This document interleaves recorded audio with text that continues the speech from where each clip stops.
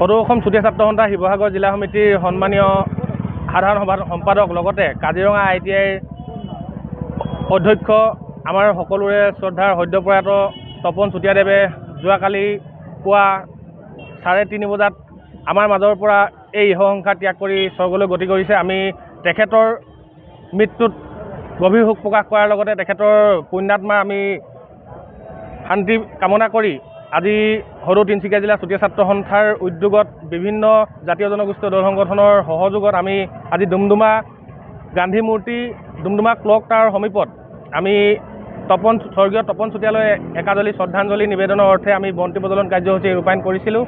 আজি আমি অতি দুখেৰে জনাওঁ যে সুদীৰ্ঘকাল চুতীয়া ছাত্ৰ সন্থাৰ তেখেতে নিজৰ জনগোষ্ঠীটোৰ বা নিজৰ জাতিৰ যিসমূহ ন্যায্যপ্ৰাপ্তিৰ সংগ্ৰাম, এই সংগ্ৰামত তেখেতে অৱতীৰ্ণ হৈ মৃত্যুৰ মুহূৰ্তলৈকে তেখেতে চুতীয়া ছাত্ৰ সন্থাৰ শিৱসাগৰ জিলা সমিতিৰ সম্পাদকৰ দৰে গুৰু দায়িত্ব পালন কৰি জাতিৰ এজন অক্ৰান্ত প্ৰেমিক হিচাপে তেখেতে জাতিৰ প্ৰতি সংগ্ৰাম অব্যাহত ৰাখিছিল।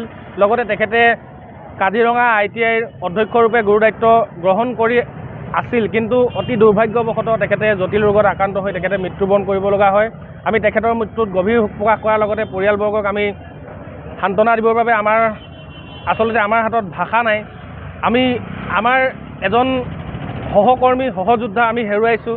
আমি দুখত ম্ৰিয়মান হৈ চুতীয়া ছাত্ৰ সন্থাৰ পৰিয়ালবৰ্গ বিভিন্ন জিলাত আমি সদৌ অসম চুতীয়া ছাত্ৰ সন্থাৰ আহ্বান মৰ্মে আমাৰ সদৌ অসম চুতীয়া ছাত্ৰ সন্থাৰ পতাকা অৰ্ধনমিত অৱস্থাত ৰাখিছোঁ। তিলনি দিনাখনলৈকে আমাৰ এই কাৰ্যসূচী চলি থাকিব। আমি তেখেতৰ পুণ্যাত্মাৰ শান্তি পাওক তাকে আমি কামনা কৰিছোঁ। যিকোনো খবৰৰ বাবে যোগাযোগ কৰক 7099017330 লগতে 7099017110 নম্বৰত।